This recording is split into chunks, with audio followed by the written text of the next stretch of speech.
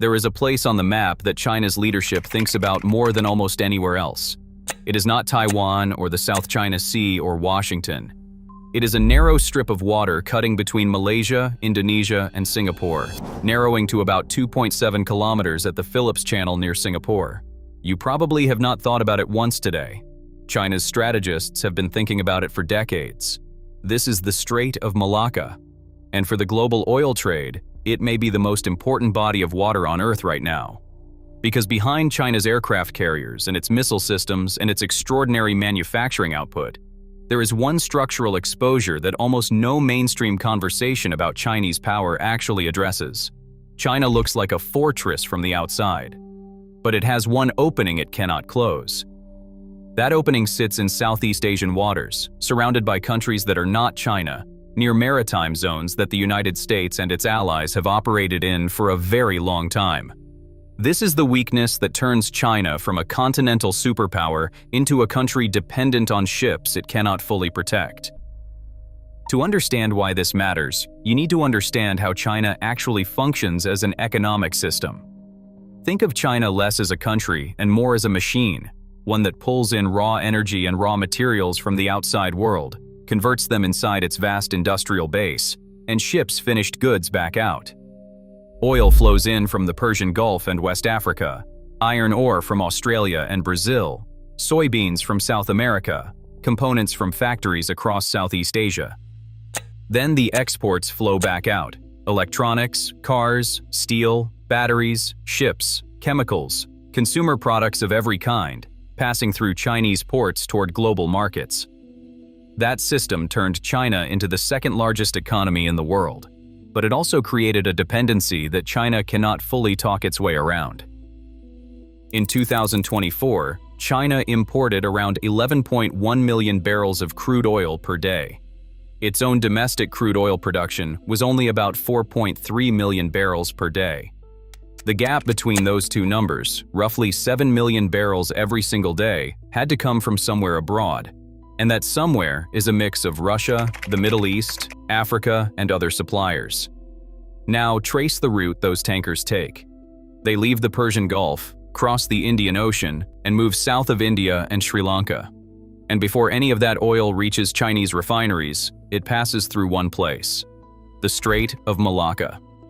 Around 23.2 million barrels of oil per day moved through the Strait of Malacca in the first half of 2025 alone, making it the largest oil transit choke point in the world by volume. Not the Strait of Hormuz, not the Suez Canal. Malacca. A corridor running between the Malay Peninsula and the Indonesian island of Sumatra moves more oil than any other single passage on Earth, and China is one of the biggest reasons why. In normal times, this works fine. Every major economy in the region benefits from that strait staying open.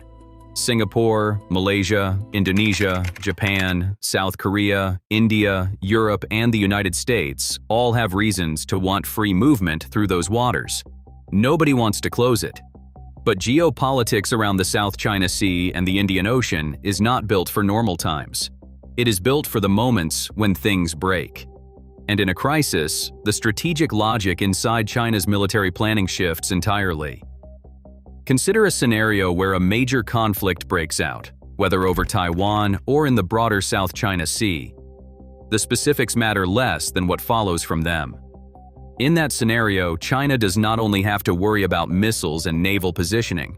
In a conflict, China faces a danger that cuts deeper than the threat of invasion. The more immediate risk is a naval blockade, one that does not require a single soldier on Chinese soil, only control of the choke points that Chinese energy must pass through before it reaches the coast. And those choke points sit deep in Southeast Asian waters, thousands of kilometers from China's coast. Wars are not fought on weapons alone. They run on logistics. A military needs jet fuel, factories need electricity, trucks need diesel, ships need supplies. A modern industrial economy needs confidence to keep functioning. If energy shipments are disrupted for weeks, the pressure spreads in every direction. Oil prices climb. Shipping insurance becomes expensive enough that tankers start changing routes. Delivery times stretch. Factories face uncertainty about whether inputs will arrive, and financial markets in Shanghai and Hong Kong react. China would not collapse overnight. It has strategic petroleum reserves, pipeline alternatives, and stockpiles. But the longer a disruption runs across Chinese ports and refineries, the more painful the situation becomes. China does not need to be invaded to be pressured. Its supply routes can be squeezed thousands of kilometers from Chinese territory, in the Indian Ocean, in the waters south of Malaysia, near Singapore. Pressure can be applied without a single missile crossing into Chinese airspace. This is what strategists call the Malacca Dilemma. China has become a global power, but its economic lifeline still runs through a passage that sits well outside the reach of comfortable Chinese military dominance, in waters where the United States Navy and its regional partners have operated for many decades. Beijing understood this problem long before it became a subject of outside analysis, and it has spent years building around it. Look at Myanmar first. China helped develop oil and gas pipelines running from the Bay of Bengal across the border into the southwestern Chinese province of Yunnan. In theory, tankers could offload at Myanmar's coastline, and energy could then move inland by pipeline, bypassing part of the Malacca route. But pipelines have hard limits. They cannot carry the volumes that large tanker fleets do.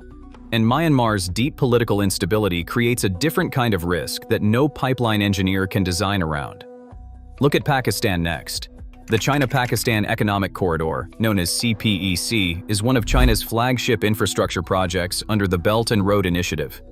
It spans roads, railways, energy installations, and a major port at Gwadar on the Arabian Sea coast of Balochistan province. The strategic logic is straightforward on paper. Goods and energy arrive at Gwadar near the entrance to the Persian Gulf, then travel overland through Pakistan and into China's western Xinjiang region, bypassing the sea route through Malacca entirely. On a map, it looks like an elegant solution. In practice, the route runs through some of the most difficult terrain on the planet. The Balochistan region faces serious ongoing security challenges. Moving freight overland through those conditions is dramatically more expensive than moving it by sea. And the sheer volume of energy that China's economy requires simply cannot be practically transported over mountain roads and rail lines at the scale needed. CPEC matters strategically, but it is a pressure valve, not a replacement for the sea lanes. In 2017, China opened its first overseas military support base in Djibouti, positioned near the Gulf of Aden where the Red Sea meets the Indian Ocean. Officially, the Djibouti facility supports Chinese naval escort operations, peacekeeping, and humanitarian missions. Strategically, it gave China something it never had before, a military logistics foothold positioned far from the Chinese coastline, near one of the world's most critical shipping corridors. In 2018, China released its official Arctic policy, promoting what it described as a polar Silk Road. The reasoning is geographic. If Arctic shipping routes become more navigable over time, China could use them to reduce reliance on traditional southern sea lanes for some portion of its trade with Europe.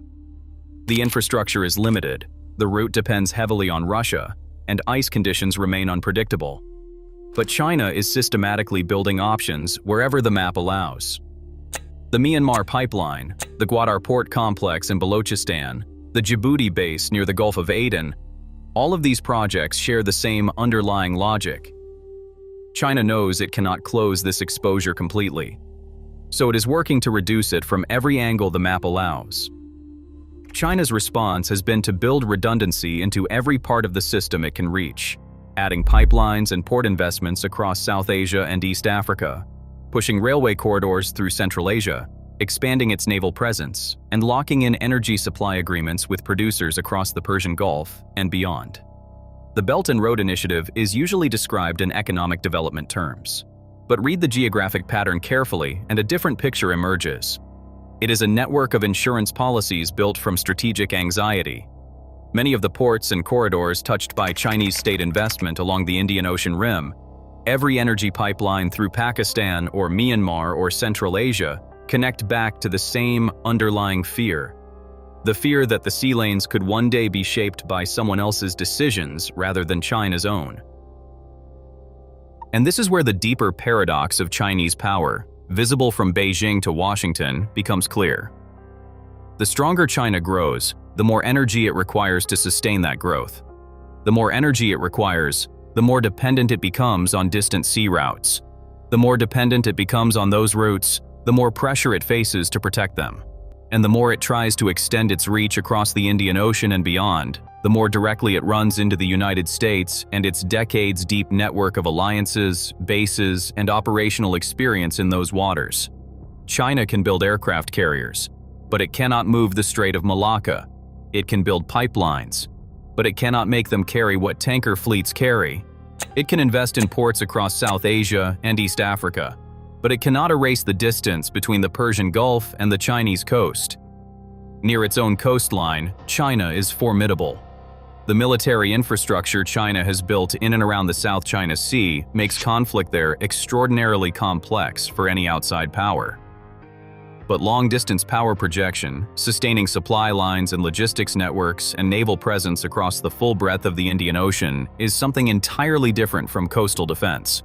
And it is something the United States has spent over 7 decades building the capacity to do.